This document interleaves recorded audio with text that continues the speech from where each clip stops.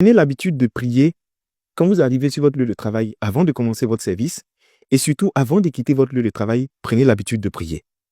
Peu importe le lieu où se trouve votre travail, que votre travail soit dans un endroit fermé, à l'air libre, dans un bureau, suspendu, prenez le temps toujours de prier. Et quand vous êtes en train de prier, ne vous occupez même pas de la vie et des réactions des gens qui sont autour de vous. Chacun a ses problèmes sur la terre. On est venu en détail, on va partir en détail.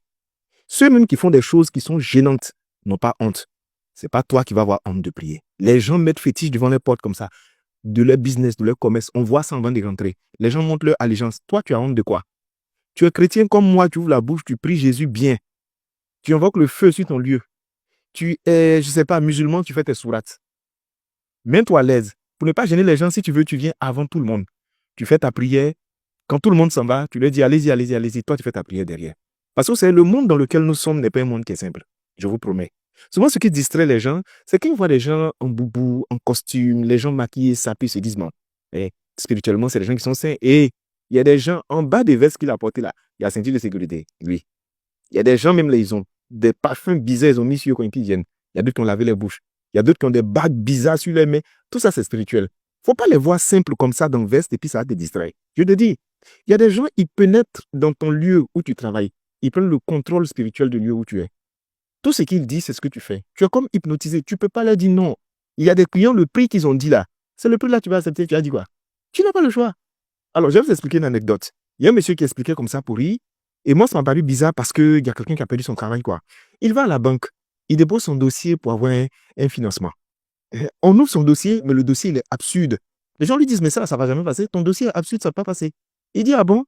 C'est pas bon dossier. On dit, non, c'est pas bon. Il dit, ok, je reviens. Il est parti. Effectivement, il est revenu plus dangereux qu'avant. Dès qu'il est rentré, ils ont ouvert la porte, il est venu, ils ont signé, lui ont donné son financement. Il est parti. Il fait une réunion de direction.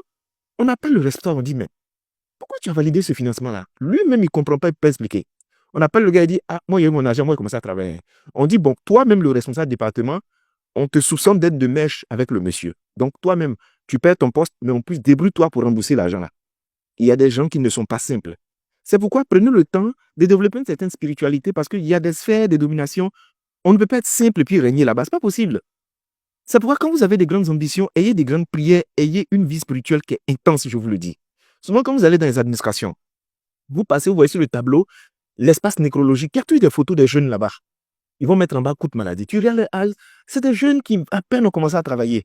Et souvent, quand on regarde, on dit, hé, Yako, vraiment, ce n'est pas les sorciers. Souvent, ce n'est pas les sorciers. C'est dans l'administration où il est arrivé là même, là, ils lui ont fait ça. Vous savez, souvent, quand on fait des réunions où le DG ne fait que parler bien de quelqu'un, vraiment, le jeune, il a du potentiel. Les anciens qui sont assis, on dit, ah, il a du potentiel. Donc, on le voit comme un potentiel remplaçant. C'est-à-dire, il risque de prendre notre place. Il ne parle pas. Eux, ils ne font pas parler avec toi. Il fait un petit voyage. Il revient du village, il est assis 2 jours après, on dit, ah, le jeune a la migraine, il va, il revient. Soit il est malade, il souffre jusqu'à où il ne revient plus. Et puis, ils sont serrés, ils sont assis. C'est-à-dire, c'est fer qui coupe fer, c'est combat contre combat. Ne soyez pas des gens simples qui rient, qui causent avec tout le monde et qui pensent que la vie est simple. La vie que nous vivons physique, il y a une dimension spirituelle qui dépasse tout ça. C'est pourquoi je vous dis, priez. C'est important de prier. Les gens se font du mal pour tout. Est-ce que vous savez que e-commerce qu'on fait sur Internet là, les gens se lancent des flèches. Mais les gens se font du mal. Les simples photos qu'on met sur Internet, où on dit, ah, j'ai posté ma photo. Souvent, les gens prennent les photos et puis ils travaillent. Est-ce que vous savez qu'il y a des administrations où quand tu sors de ton bureau pour aller, il y a d'autres qui viennent faire des incantations sur ton bureau et sur ta chaise. C'est pourquoi il dit, l'endroit où vous travaillez ne doit pas être spirituellement neutre. Ça ne doit pas être faible, ça doit être fragile. Celui qui arrive dans ce lieu-là, il doit sentir qu'il y a une autre dimension spirituelle qui est trop forte. Quand tu sais que spirituellement, tu n'es pas fort, fais-toi accompagner des gens qui sont très forts. Mais il ne faut pas être là comme ça. Il y a des nominations où vous pensez que c'est simple. Les responsables, ils souffrent. Tout le monde rentre dans le couloir pour aller l'attacher, pour être nommé.